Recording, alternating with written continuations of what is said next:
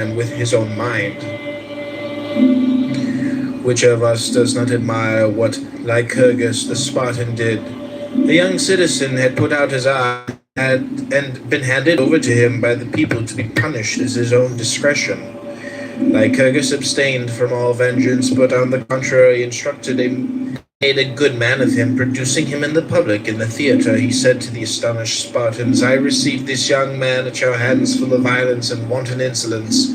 I restore him to you in his right mind and fit to serve his country. A money changer may not reject Caesar's coin, nor may the seller of herbs, but must, when once the coin is shown, deliver what is sold for it, whether he will or no.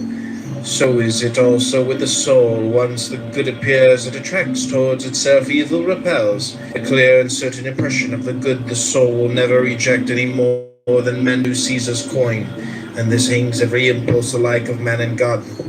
As to what common sense is, Epictetus replied, as that may be called a common ear which distinguishes only sounds, while that which distinguishes musical notes is not common, but produced rings. So there are certain things which men not entirely perverted see by the natural principle common to all. Such a constitution of the mind is called common sense.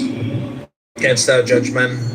Then make us imitators of thyself, as Socrates did. Do this, do not do that, else will I cast thee into prison. This is not governing men like reasonable creatures. Say rather, as God hath ordained, so do, else thou wilt suffer chastisement and loss.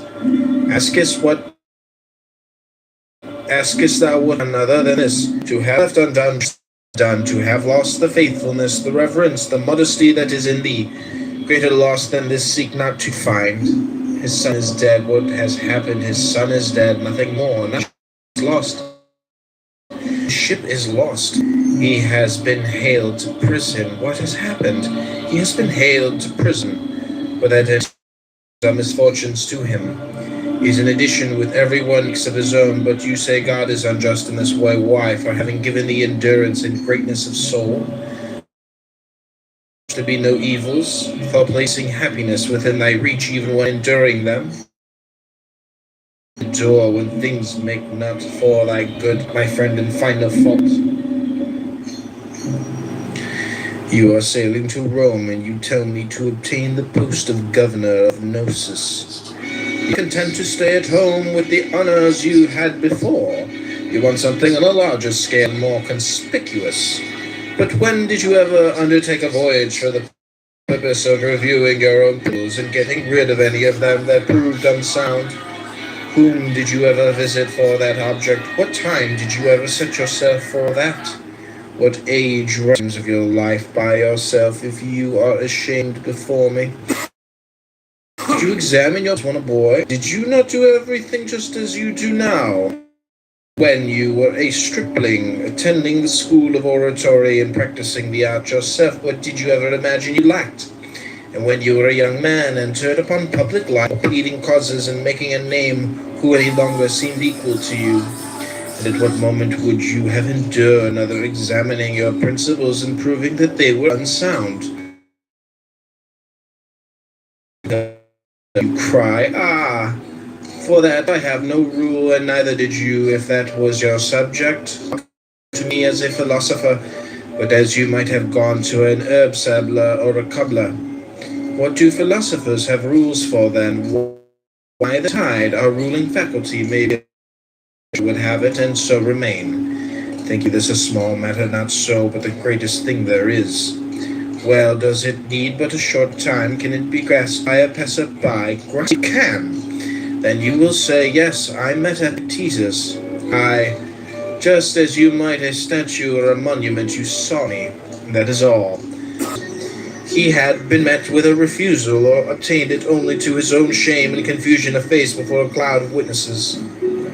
Others may fence themselves with walls and houses. When they do such deeds as these and wrap themselves in darkness, they have many a device to hide themselves. Another may shut his door and station one before his chamber to say, if any comes, he has gone forth, he is not at leisure. But the true cynic will have none of these things. Instead of them, he must wrap himself up in modesty, else he will bring about himself to shame and naked under the open sky. That is his house, that is his door, that is the slave that guards his chamber, that is his darkness. Death? Let it come when it will, but whether it smite but a part or the whole fly, you tell me fly, but whither shall I fly? Can any man cast me beyond the limits of the world? It may not be, and whithersoever I go, there shall I still find sun, moon, and stars. There shall I find dreams and omens, and converse with the gods.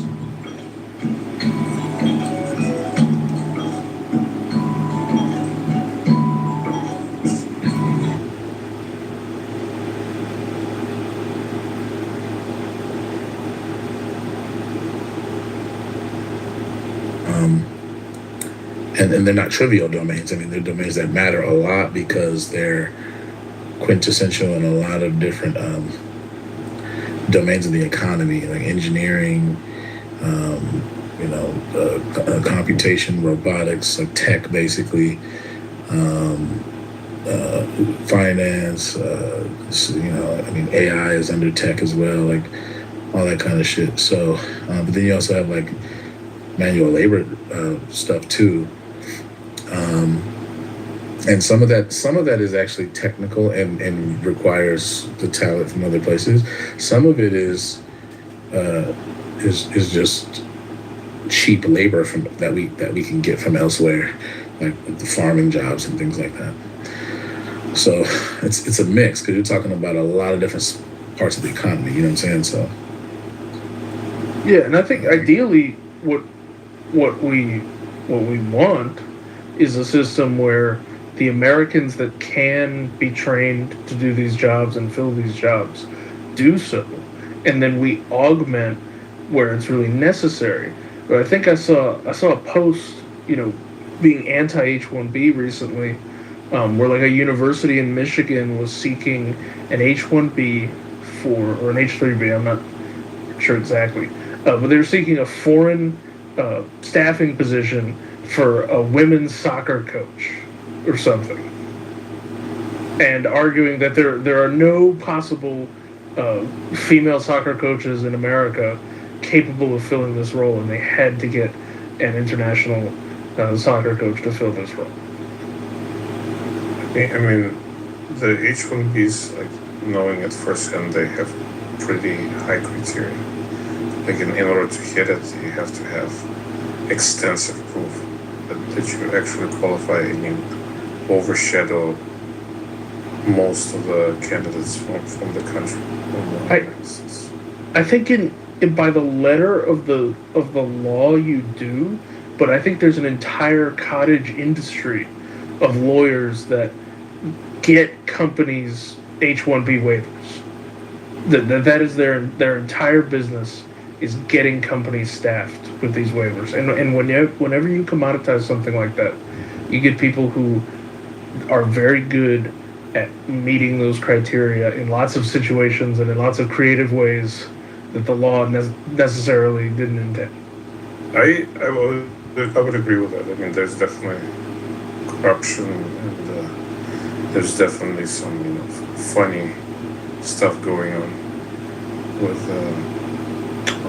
some of those. I mean, I don't want to like change the topic drastically. So, do you guys want to keep talking about that? I just wanted to explore something because Manuel, you said you kind of juxtaposed globalist and isolationist, but I think they're in two completely different dimensions of just different magistrates of it. They just don't compare. It's like comparing like cold to hard, because to me globalism has more to do with the economy, and so the opposite of it would be like some sort of mercantile approach. And because globalists can be isolationist, and at the same time, like with isolationism, is more interventionist. So it's more like a political stance, more so than an economic stance. Would you agree with me?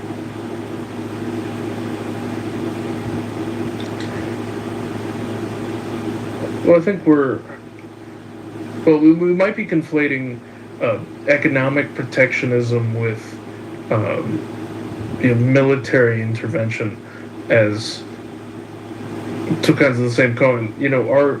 Our economy, the military, and our defense industry, they're very interlinked, and it is seen.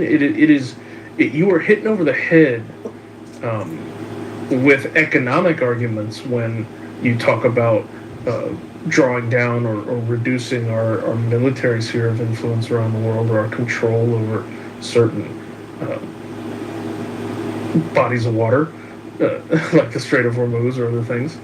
And our national, our national like immigration policy is not really seen as like an extension of our military or national defense program.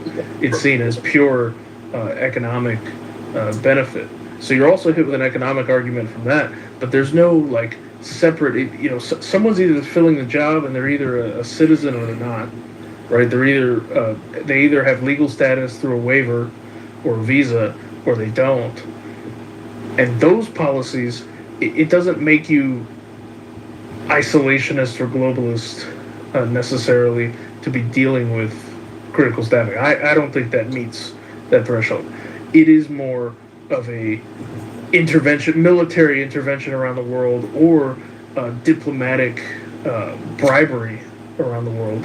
I mean, aid that we deliver to other countries for some, intangible theoretical benefit that we get at home. And I don't think the deliverables on, our global aid packages, even setting the military aside, right, in any way justify the amount of crap, for example, that we found with USAID. And the blind defense of USAID specifically is one, shocking, and two, exactly the issue we have with a misappropriation of resources, or a platform that's not America first. Because you can say all you want, but when you're in the back of in the executive office building and you're signing these ridiculous trans drag shows for Zimbabwe, funding grants. No, I mean, I get it. I get, like, you gripe with the previous administration. What I'm trying to be more kind of nuanced about is that isolationism and globalism are not the two opposites of each other. They're not antonyms to each other. Because a country can be globalist and isolationist at the same time. Like, I'm trying to think of a good example. I think, like Switzerland. You mean global on trade, but isolation on military intervention? On politics. It's not just military, but just political involvement into world affairs. Like, you take any of those, like maybe like Taiwan or Singapore, or what would be like other hubs that are very open trade, very, very like low tariffs and stuff.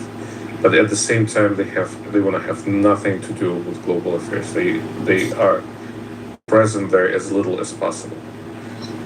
But what I would, the way I would describe the current administration is that it is mercantile in terms of its economic policies, and it's interventionalist, actually. So it's the opposite of isolationism, and at the same time, it's the opposite of globalism. So they have focus on trade. They impose all of those tariffs across the board, but at the same time, they're more than willing to get involved and engaged in public affairs. And I think one of the disappointments within like the MAGA ranks was that there was a false juxtaposition of globalism to isolationism, and that is why people within the MAGA movement have questioned Trump and have gripes with Trump, because they didn't completely like understand that those two terms, they are on completely two different planes and have to do with completely different type of activity.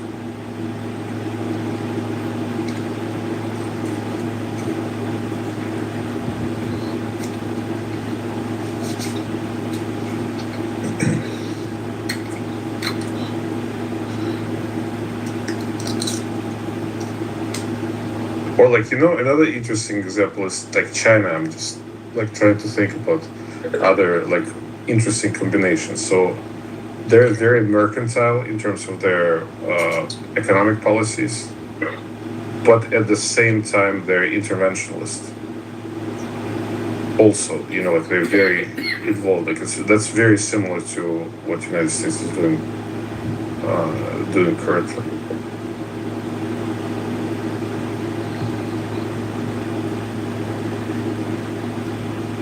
So it's the same thing. Like the government supports the internal industry. It's very focused on making sure that its own infrastructure is very strong. Well, what China has that we don't is if a Chinese corporation is doing something in its own interest that harms China in some way, the Chinese government snaps their fingers and it stops because they have control over that. We do not have that kind of control. And we are at the mercy of corporations' good sense or goodwill towards the United States as a body if they want to do something to harm it. And when we set fines super low and we bail them out, or give super light sentences or barely give a fine to them doing things like creating an opioid epidemic, for example, right? We continue to invite corporate parasitism, and so if we're incentivizing our own corporations to offshore what they can and avoid taxes here that they can, but still utilize our military and the rest of our resources to defend their assets around the world, right? Then we're well. We're paying our protection money to the federal government, and for them to run and provide those services to other people is insane. No, I think everybody on both sides of the aisle agree. Something like this is not very productive to allow like a global corporation to drain resources from the United States in terms of its legal shield and maybe using its military to shield its financial interests, but at the same time not paying back with taxes or like trying to avoid any kind of financial responsibility, giving back to it to support the very infrastructure that defends them, and just kind of jumping around looking for the best deal and whoever is going to protect them. But that's not what I'm saying would be better. I'm just trying to differentiate between the two different planes. One is more politically oriented, more military oriented, and the other one is more economically oriented. Because honestly, I think the combination of being mercantilist, if that's how you pronounce it, and being interventionist, I mean that's not a bad combination.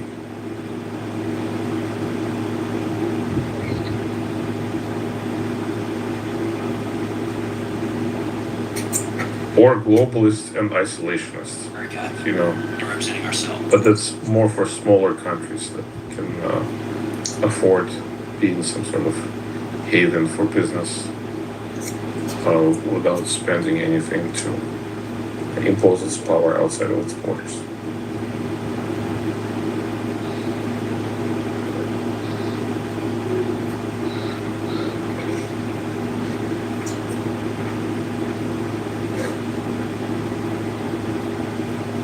Well, I do appreciate some of the efforts to get more Americans to participate in kind of a dividend level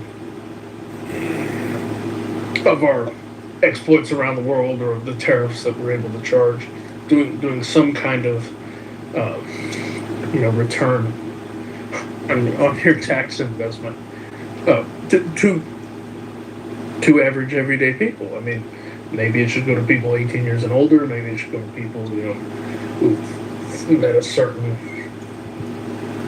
Whatever happened to the freedom dividend? Well, yes, it's like that basically, but that was to be funded with tariff revenue, right?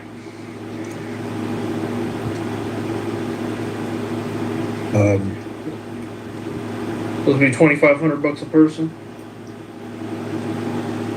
No, I think. Oh yeah, I think that was when the Andrew Yang said talking about that.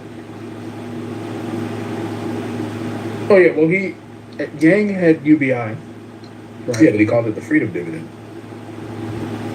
Oh, $1,000 And per was- month? Is that, There's been something. Yeah, it there's was, been it something was floated. 1,000 a month. Well, that was the UBI. Yeah. But he called it the freedom dividend.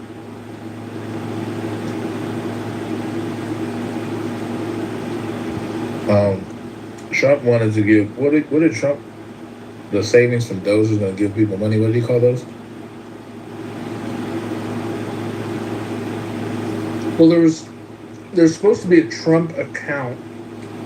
They were supposed to seed a 401k or a No, Trump See, the accounts- college Trump accounts are savings. different. I'm talking about everybody was supposed to get checks because of the money Doge saved people. was it temporary, Jason, or like in perpetuity? No, it was temporary. It was like one time.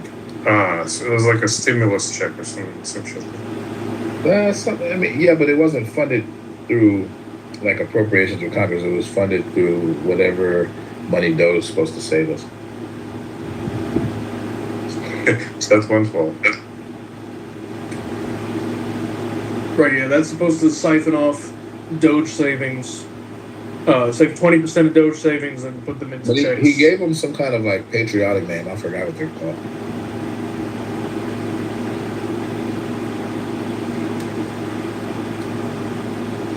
But that never came to fruition. So, like, a bunch of Republicans wasn't feeling that. So, they threw that out the window. And I think what he was able to accomplish was the Trump accounts, and then the checks to the veterans, the 1775. Remember those? Oh, was it like a citizens' wealth stimulus or something like that? Well, the 1775 that was supposed to go to veterans, I don't even know if that actually happened, but that went further than the other thing for everybody.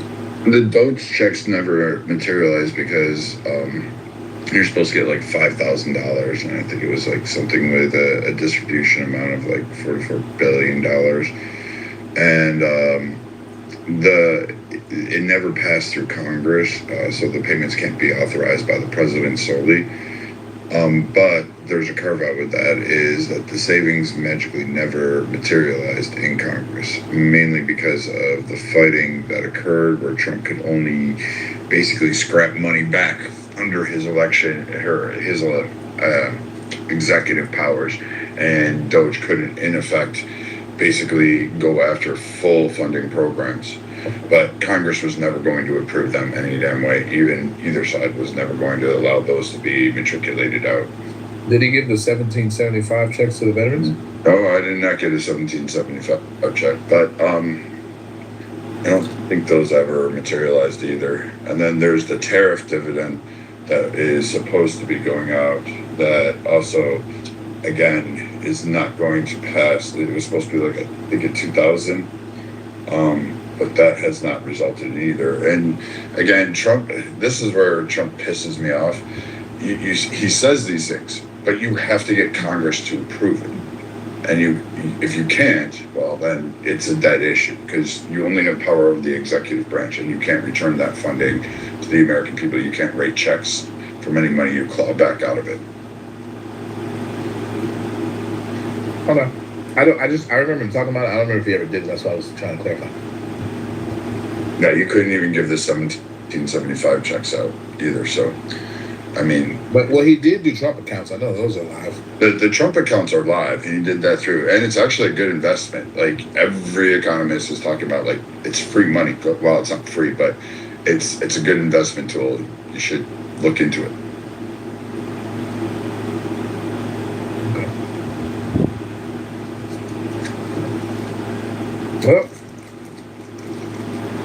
whenever I have one of these MAGA rooms, when I invite the MAGA crowd to account for their buddy Trump, I'm gonna ask them about all them promises that he never kept.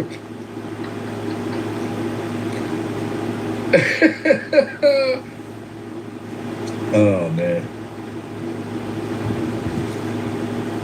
And I'm sure, like, they should say it. I mean, it's not hard to say. Like, Trump overstepped his bounds and issued rhetoric, and he wrote, quote, he wrote checks his ass couldn't cash. So it's basically the gist of it. But I mean, it's not as like, well, Trump just never sent it out because he's an evil, Dark Lord of Star Wars. He literally would not be able to do it anyway. So he's just politically incompetent. I mean, Did he successfully do the no tax on tips? Did that pass? that's in the, yeah, that's done. Well, he delivered on some stuff, I guess, but Yeah. And no tax on overtime. Although what's weird is some states are holding out against that. So it wasn't adopted by every state. I forget. I know that they were primarily Democrat states that were holding out against doing that. So that the states have to adopt that. So that's kind of I would say it's a win for Trump because he put it on the table. And if people are going, well, I still get taxed on my tips, or I get taxed on overtime, well, and your bonuses, well, you're going to have to speak to your state reps because they need to adopt it. oh yeah, that's right. Democrats undermine that in certain states. I remember that. Yeah. Just so you're aware, though, you have to make $37,500 in overtime in order to fully take advantage as a single filer.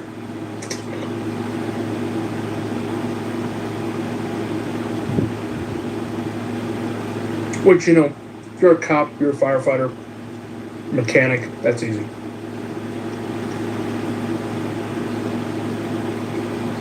I don't know. There's plenty of jobs. You go right now. Go out into like the oil fields.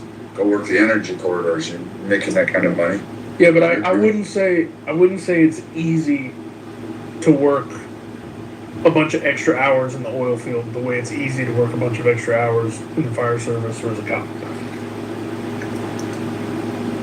I'm pulling my car up on a construction site, open up the laptop for Netflix, and I'm making overtime.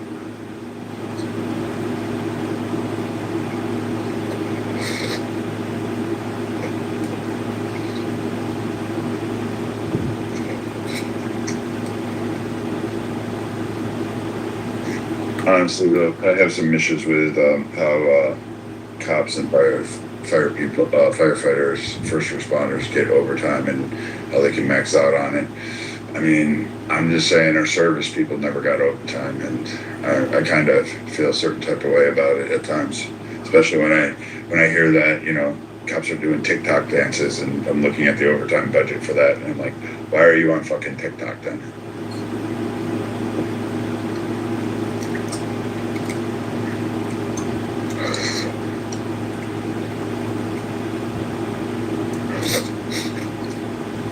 The TikTok dancing doctors.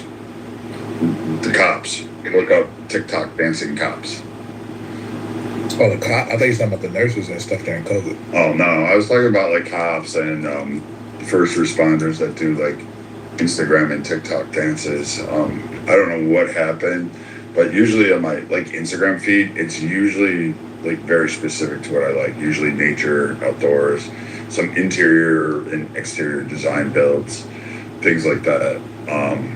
But occasionally what'll pop up and it'll be like a cop holding his video up doing a dance and and all this stuff, and I'm like, yeah, I wonder how many takes it took you. That's probably about an hour and a half worth of work. Yeah, and we just paid for that 1 hour of you. You probably were on overtime. How do you know they were on duty? They have their car and they have their full uniform on. Well, that doesn't necessarily mean that they're on duty, but there are departments jumping on the trend, like making videos for their department too, so it's kind of a mix. Well, like, if you have like a community outreach where officers are like out in the community playing basketball. Are they on duty? Are they getting paid for those hours? Yeah, usually. What's the difference between like a community outreach thing and a TikTok thing?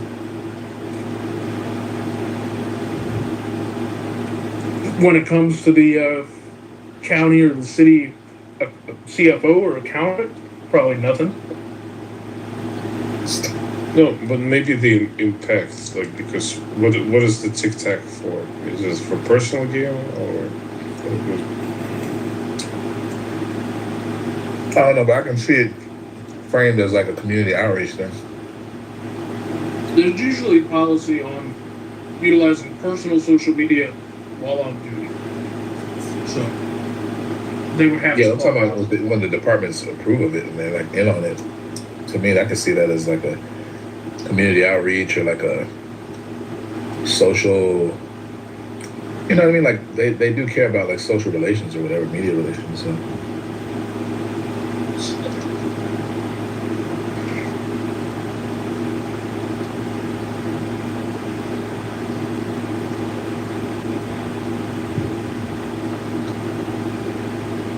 I'm old school too. I don't community believe police spread. I don't believe soldiers, sailors should actually be, TikTok themselves on bases doing stupid shit too. So while they're on duty, and there's rules against it, but nonetheless, it still happens. You still have dumb people doing it. I mean, I just feel like that's unrealistic.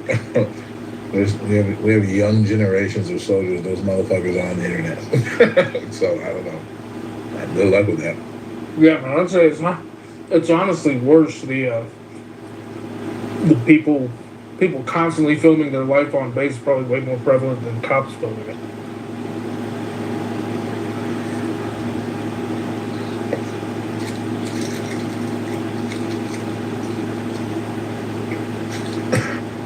Did Pete Hegseth make it so that you had to get your testosterone levels tested in order to be in the military?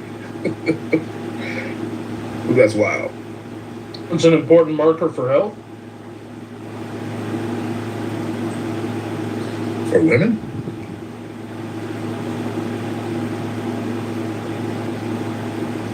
Not really. But women have testosterone. I bet there's a different metric for what's a healthy amount. I know, that's my point.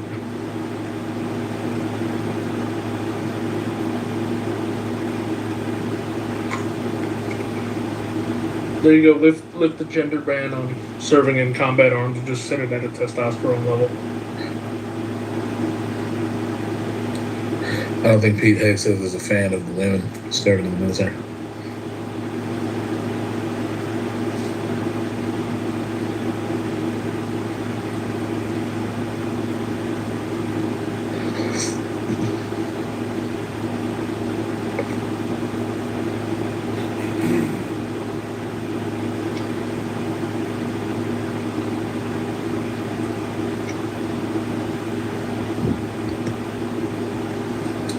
What's up with the Department of War? Make sure you're correct.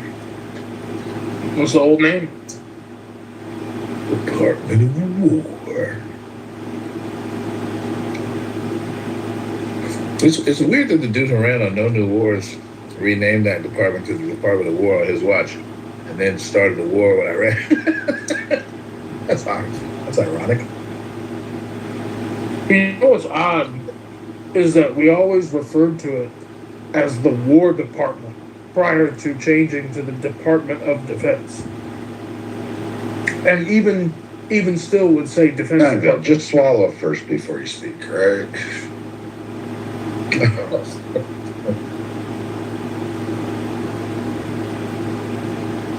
His wings are delicious.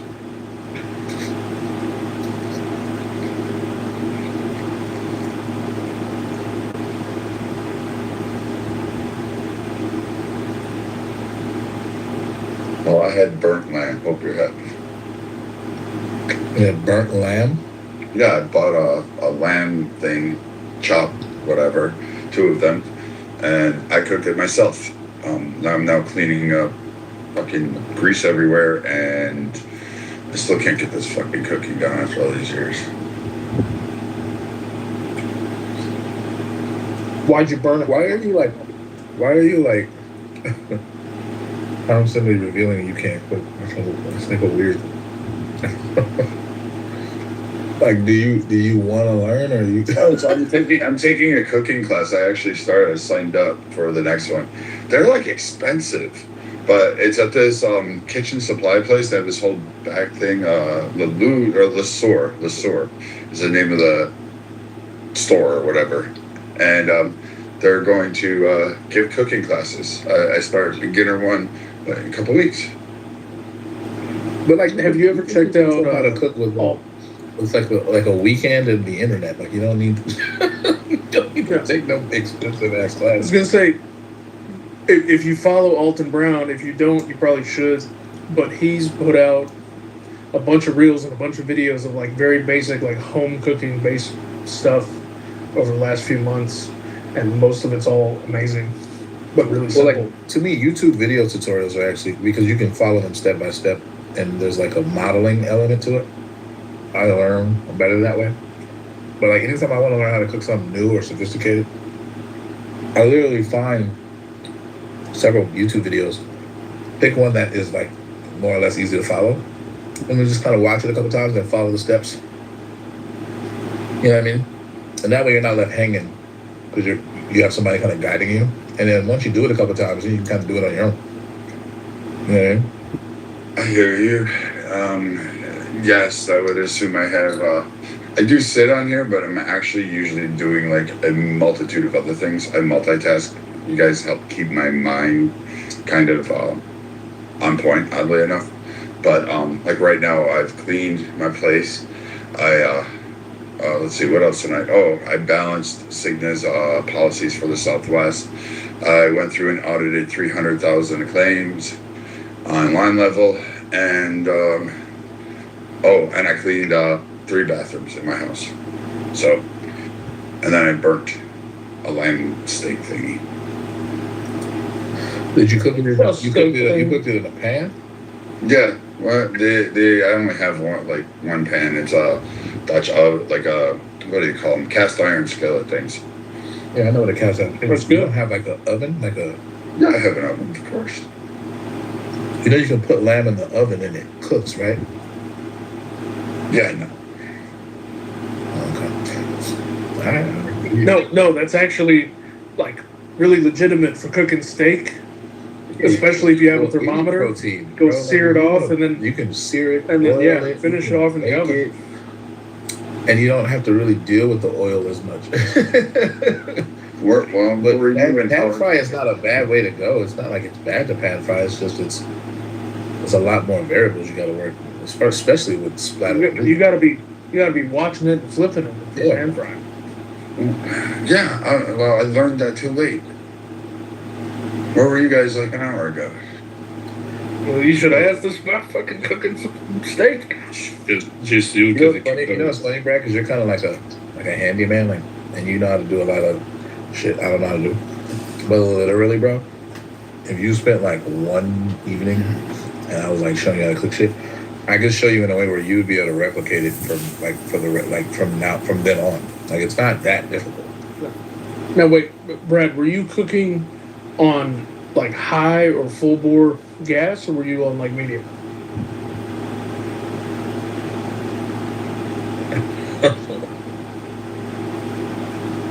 You should, unless you're boiling water, you really shouldn't be cooking steaks or anything on fucking high.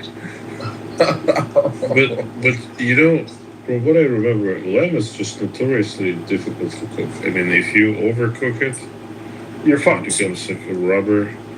If you undercook it, it's has this like goaty taste to it, like very gamey. I've had it between medium and high. Yeah, you just gotta watch it.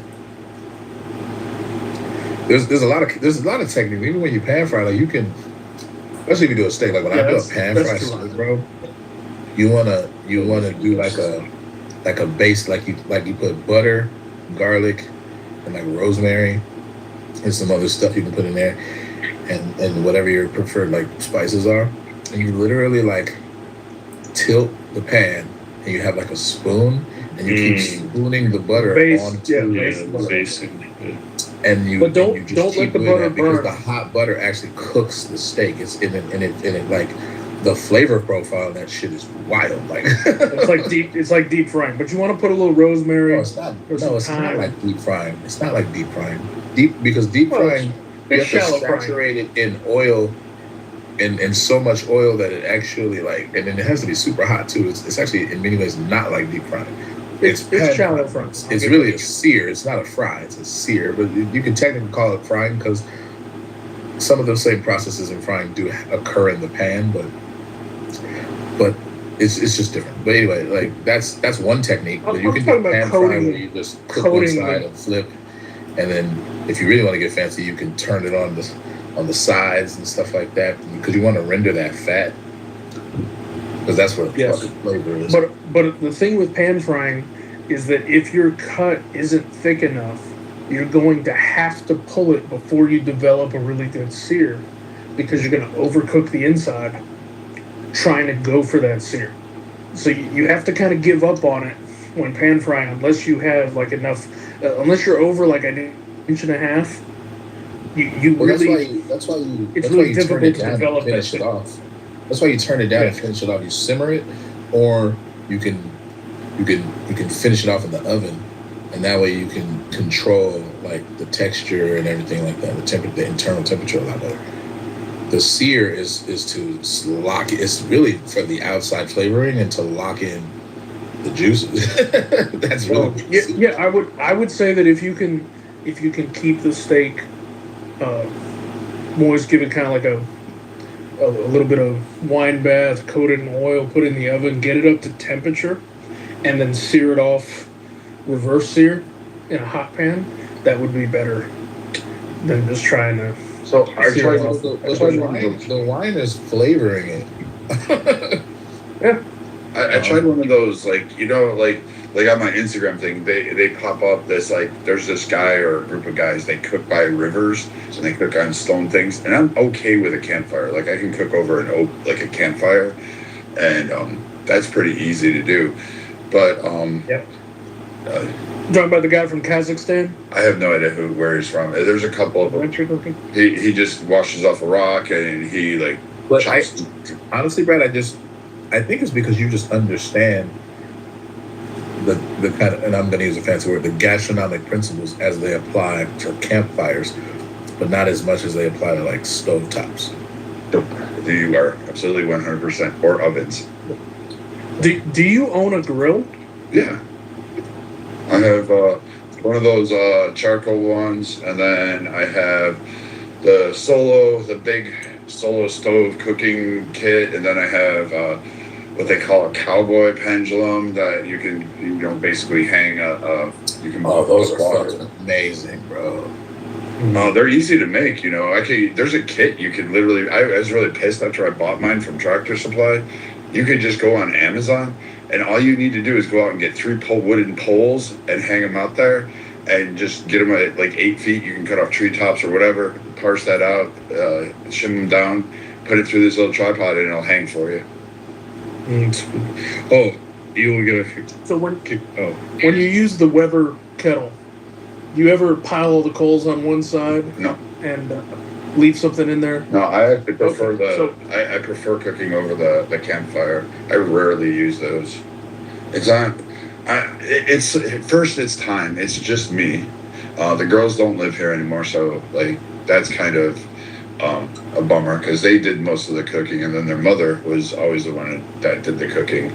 And then for me, I'm usually just so busy that I just like it's got to be fast. Or if I'm sitting out by a fire, I'm relaxing tonight. I've got a bottle of bourbon. I'm gonna drink a couple of glasses. I'm gonna eat a steak or a fish I caught or some animal I shot, and then we're gonna pretty much have a good time. So you can toss one of those coals from the fire underneath a chimney and get some charcoal going rather quickly. I don't recommend using lighter fluids to speed it up. but you get a lot. You get a lot out of the circulation and indirect cooking you can do in a kettle, and it's just not something you can do in front of a fire. You know, you're either on the fire or you're away from it. I'd always kettle- use lighter fluid to heat. You can start any kind of fire. There's a trick I learned when I was a kid. You grab one of those old Altoid tins. You take a nail and you hammer a hole in the top of it. You cut up strips of your old white T-shirt. It's just got to be cotton. You cut it up, put it in there, put the can in the fire. That smoke will go out, and as soon as it cools down, pull it out. All that T-shirt material in there will become instantly. As soon as the spark touches it, it'll burst up in flames and burn for like 5 minutes. And that shit's like easy to do. So one of my clients, he just recently got this fucking amazing Lynx professional grill, 42-inch. I was talking to him. I was like, it gets up to like 1,000, I think, like right next to the. That's So it's a sear insane. burner. That's fucking insane. That's hot as shit. I've Yeah. used one of those. It's amazing. Infrared sear burner. Yes, that's the one. Oh, okay. And Yes. it's all Yes. all infrared burner. So All everything. infrared. Fuck yeah. Yeah, exactly. So he can do like rotisserie or whatever he wants. No, I was talking to him and he was like, he introduced me to the term Pittsburgh. What is it called? Like a Pittsburgh crust or something along those lines. But there's a cool story about it. The reason why they call it Pittsburgh, it is because of the steel industry in Pittsburgh. So the guys who worked on those plants, they would just throw steaks on top of the mold, No melted. fucking way. Are you kidding me? Yes. Oh yeah. Cowboy You know how ribeye. hot that shit is, bro. Like 12.50 sometimes. That's 900. ridiculous. They just cook No, so steaks in I them cook bitches? I cook skirt steaks directly on the coals. But- And if you go because skirt steak has a little more fat than normal, I would go exactly 70 seconds per side, then 10 minutes in aluminum foil. And it's the best skirt steak you've ever had in your life. Cut it against the grain when you finish. But when he told me about it, I was like, this must be like an old wives' tale. Like, if you throw anything on this like melted steel, it's just like No, so- burned instantaneously. So what happens? What happens is, at least with the charcoal, right? Less so with this, but you're kind of creating it.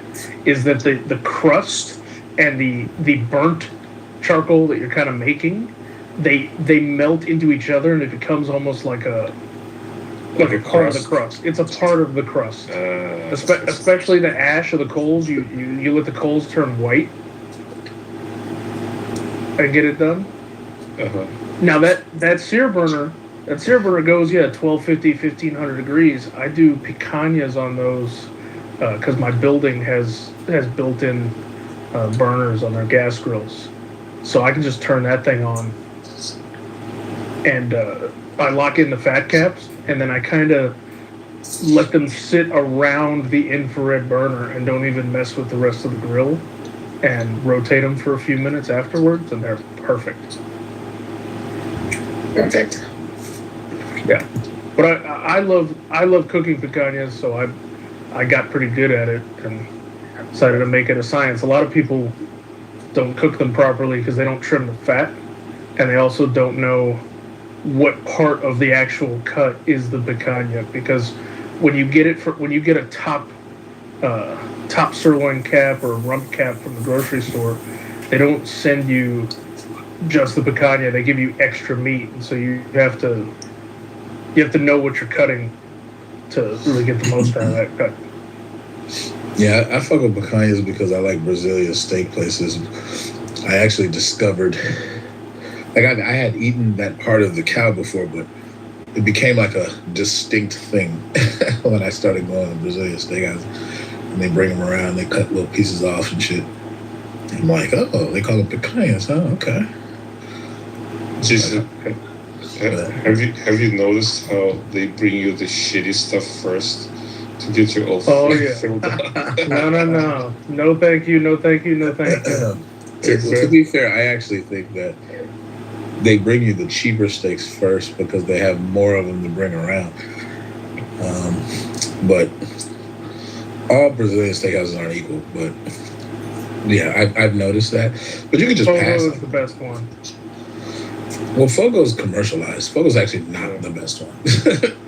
There are way better Brazilian steakhouses than Fogo. Of the Brazilian steakhouses you're gonna find at the mall, the Fogo quality of meat and salad bar are by far the best. But yeah, it's not a mom and pop But Brazilian Yeah, I mean, steakhouse. Fogos are good.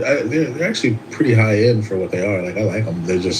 I've just been to ones that are better. Like, I went to one in Oakland that was way better than Fogos. I forgot what it was fucking called. I gotta fucking figure out what the fuck that shit was called. It was amazing. Oh my God, it was good. One of the best ones I ever ate at was actually up in Washington. Okay. I feel like the ones in Brazil are fucking the shit though. Like the actual authentic ones. Well, yeah, but you also have a different quality of cattle. They're using fresh rock salt. That makes the salt flavor makes a big difference.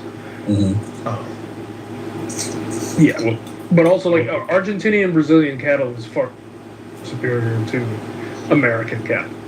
Like the average American cattle. Well, some of the good. I keep cutting you off, Jim. I'm sorry. This is the last thing.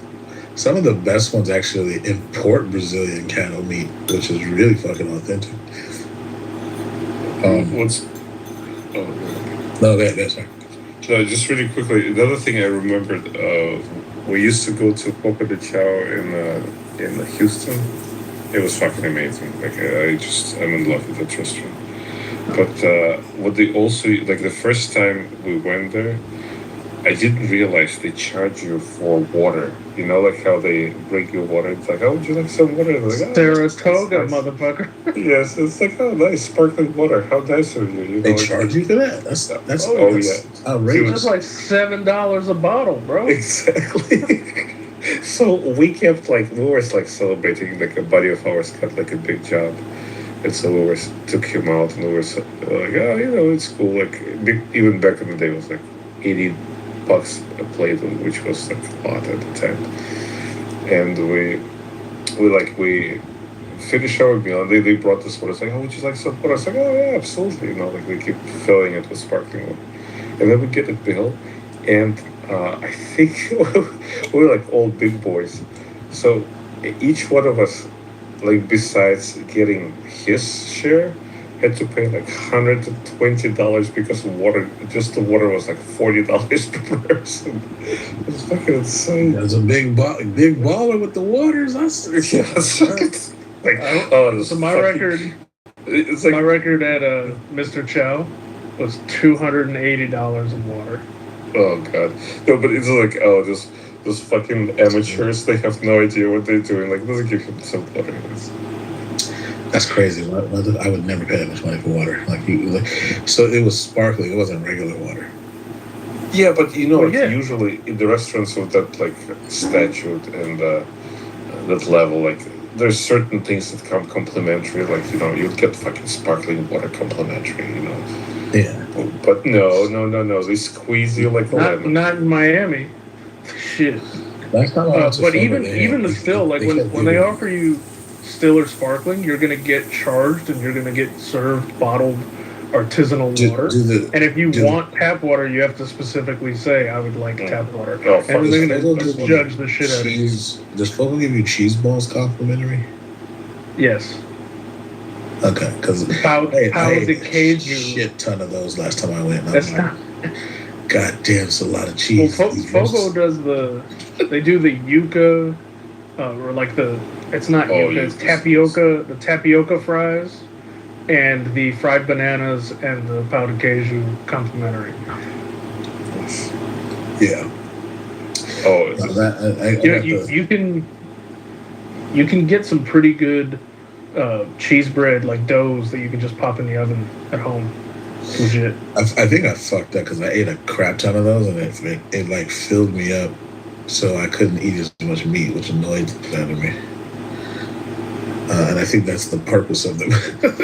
You know, also it reminded me when I was in undergrad, we had this Indian restaurant, and at the time, like we didn't know any fucking better, but we would go there for buffet on Saturday, and we would just gorge, and we had like a house with like 5 guys, and we would just gorge and just put them out of business, and whoever ate the most would not have to pay for their bill, and we just kind of measured in plates, and usually it would be even amount of plates for everybody. So the tiebreaker was those like deep fried,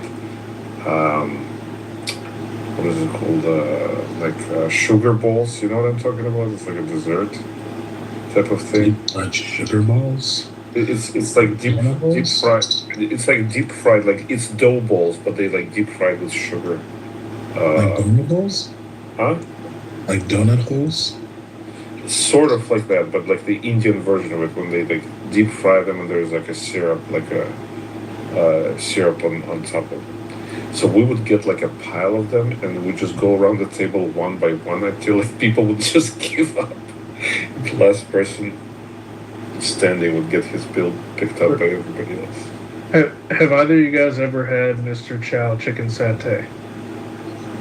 No, I haven't. No. Okay, it is insane. First of all, it's like $20 a skewer, which is insane. However, it's worth it because their chicken satay is fried. Then they apply the curry sauce, which is amazing. And then they cover it in like this sweetened condensed milk based glaze. So it's a appetizer, entree, dessert, all in fucking one. Efficient. It's phenomenal. I think the last time I was there, I had like 8 of them, which is just insane.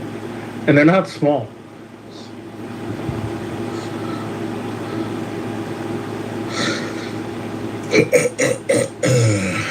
They also have the least fried rice you've ever seen.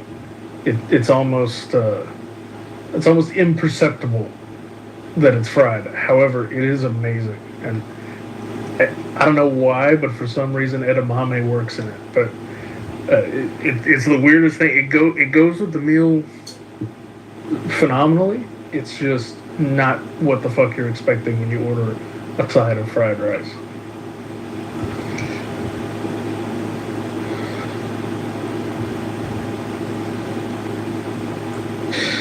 I went through a phase, and now I'm on YouTube looking for it again, where I used to watch random, like, people online cooking street food, and I just could not get enough of just watching these random. It literally would be random motherfuckers somewhere in Asia cooking the shit out of something. I don't even know what it is, so I'm just like, check out Anticuchos in Peru. The best fucking street food. Something about it being random and like out of like decontextualized, where I have to figure out what the fuck I'm watching, makes it more appealing. I don't know why. Like, I'm watching these people they're like mass producing things, and they're just kind of like cooking it in the same way every time, and they're making it, and then they're just giving it to people on the street. Like, there you go, it is. Or like you've seen those Turkish like ice cream makers with the like frozen plate. Just pour out the cream, start adding shit. Yeah, actually, yeah. I have one. I've seen that before. I've seen I've seen hella shit that I don't even know what the fuck it was, so it's hard for me to like recount it, but but like, one time I saw these motherfuckers, I think they were making, what the fuck is that shit called? It's like really doughy. I think it's from Japan. It's like this dessert ball thingies, and you have to like. Oh, is it like what is it called? Like nogi or something like that, or no? Something like that. Fuck, I forget. But they have them in Hawaii too, because it's from Japan. It's really good. But anyway, I was watching them make it old school, and they were beating the shit out of this dough, bro. Like with like these hammer things, and there was three of them, and the timing and Oh choreography yeah, was yeah, yeah. I've perfect. seen that. Yeah, yeah. And I was like, whoa, they are really going to town on this shit. Like, and they made like an industrial size It's amount. like this. It's like mochi, sticky, tappy, like mochi. consistency. Mochi, yeah, that's what it Mochi, is. that's Mochi. the one. Okay, They're no, I making know. mochi, but like old school mochi. Like these motherfuckers had hammers and like a stone bowl. And I was just like, wow, they are going to town on that shit. I've never seen mochi made before, so it was kind of like fascinating. You know, Right now, I'm watching this dude he's literally cracking eggs with one hand on this big ass fucking griddle, and he's making Japanese style egg bacon pancakes on the street. Jason, do you ever watch this? He's like a younger chef who has like a very like hip YouTube channel where he like does different things like with different foods. Like he did like one episode on chocolate, doing different types of chocolate and like watermelon. He did like a watermelon steak and stuff. No, I'll send it to you. My son is really into him. Like he really loves watching it. And it's kind of cool because he also like travels the world and like introduces you to different types of food. And so in Japan, he went to the the legendary fish market. They let him in. It was like a special guest and stuff, and they showed like how they cut tuna, like the best. Some of those cuts are like $5 million just for the one cut. It's insane. Oh yeah, That's bluefin. insane. Yeah, it's Well, it's the Otoro. obscene. Because it's only the fatty section of the belly. It's kind of like the wagyu of. Yeah, but they pick apparently. So there's like one winner. So they go through the whole market, like all the fish that gets to the market. They pick like one, and that tuna is the winner, and that tuna gets sold for I don't know, like an obscene amount of money, and then they do cuts out of it, and each cut has like a different level of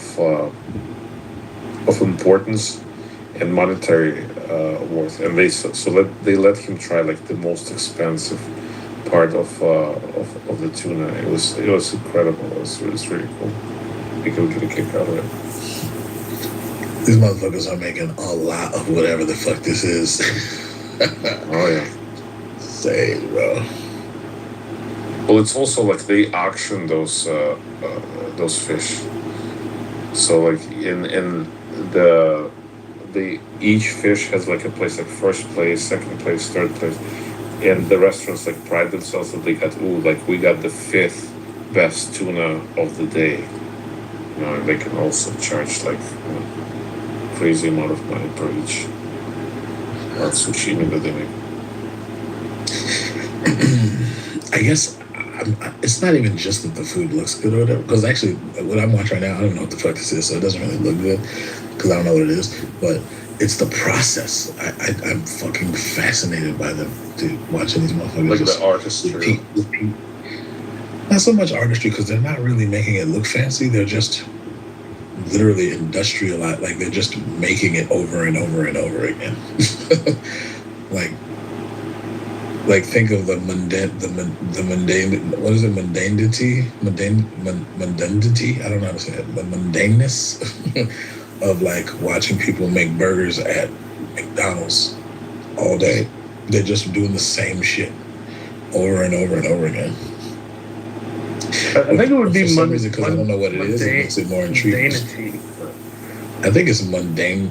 I think there is a word. I just don't know what it is. So I just said mundaneness. Oh shit! What happened to his? Mundaneness is a word. I don't know if it's a Scrabble word, but it is a word. Yeah, I'm pretty confident about it. Mundanity is also a word. Yeah, I just didn't know how to say it, so I was like, fuck it. Mundaneness. Oh, these motherfuckers are deep frying whole chickens. That's wild.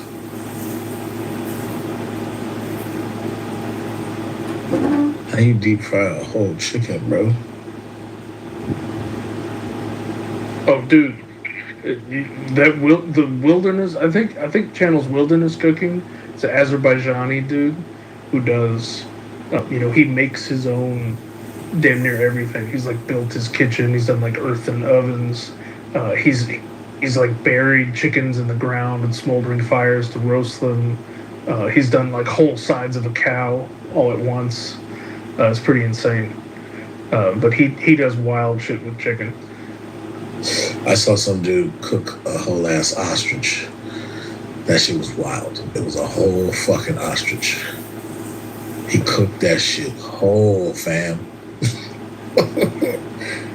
I was like, what the fuck?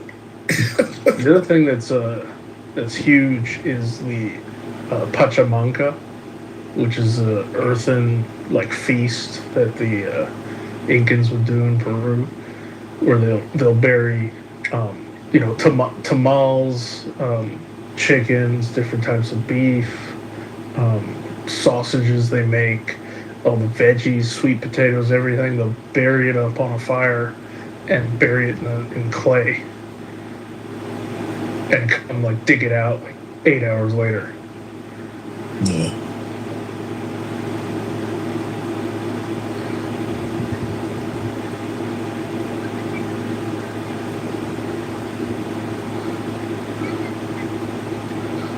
Then, you ever seen Genghis Khan's favorite steak recipe? No. What was that about? So it was a layered pot. It was a big, wide, like not a wok, but maybe 2.5, 3 feet in diameter pan, layered with cleaned river rocks, slices of beef, or horse, or I guess whatever the hell they had on hand, and onions and spices, and then another layer of river rocks, and then onions and spices, etc. Like on and on and on. So it's the meat, these onions and spices, and then more smooth river rocks.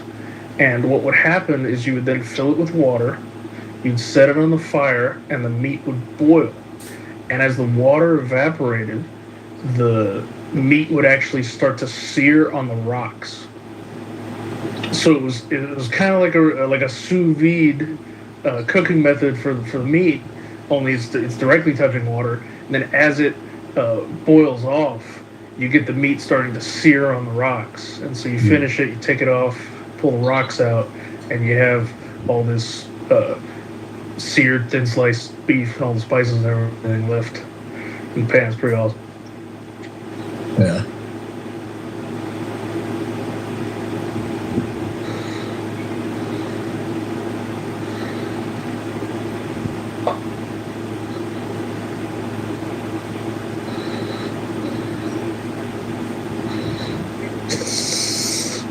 Man, the shit that I find entertaining these days, it's crazy.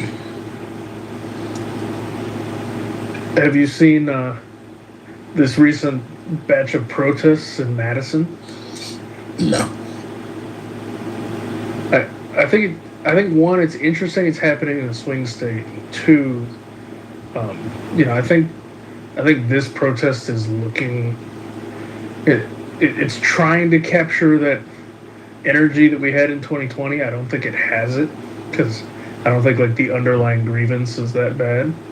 But it is I guess it's an area of activism that hasn't been as active lately as it was in recent history. So it's interesting that it's choosing to come back. It's a weird set of facts that surrounding the specific case, but just overall, to be doing this or showing support for this in a swing state in your bluest city,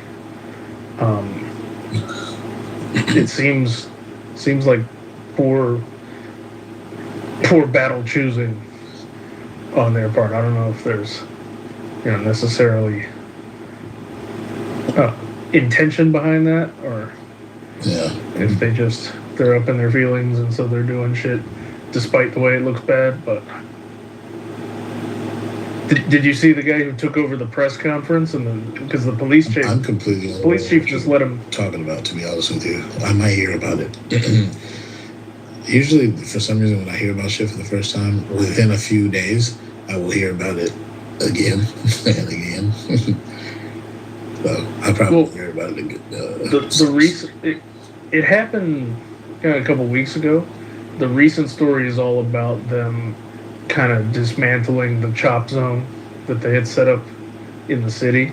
But shortly after the incident occurred, the police chief allowed a protester with a megaphone to come up and have the microphone as long as he wanted. And the guy went on a deranged rant that is pretty epic, actually. It was. I was initially, very upset that he allowed him to do this, but after letting him speak, I think the chief is a fucking genius because he made an ass of himself on national TV, and that was pretty much the end of disruptions for his news conferences. The problem was they then went and set up a damn chop zone in Madison, in this intersection where the shooting happened. Okay.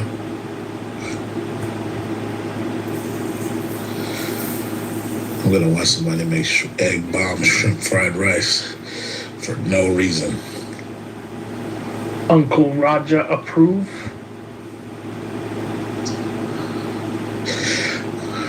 I guess part of why I've been thrown by this is because these motherfuckers are cooking all of this shit on a big ass griddle. Like two, I don't know how to like, they're not really spatulas. Oh, they put this shit on like bamboo leaf? What the fuck? That shit is authentic.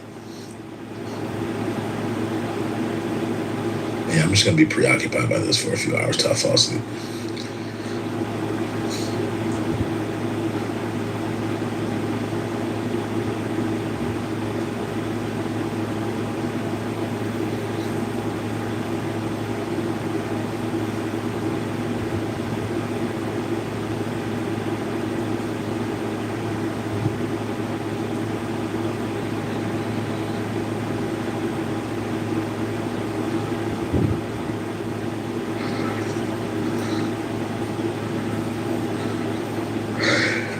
What's up with leaving the skin on the shrimp, bro? Why would you do that? No.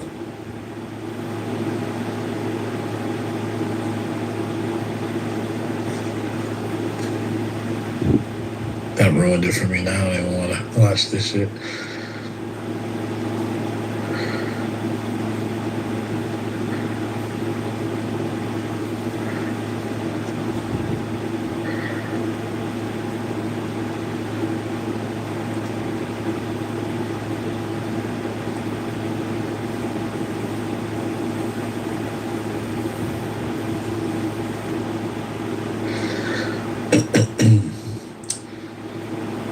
Alright, y'all. I'm gonna close up this room because ain't nothing happening anyway. I'm finna fall asleep. I will holler at y'all. Okay, good night. Good night. Have a great rest of your night and tomorrow. Bye-bye. Bye.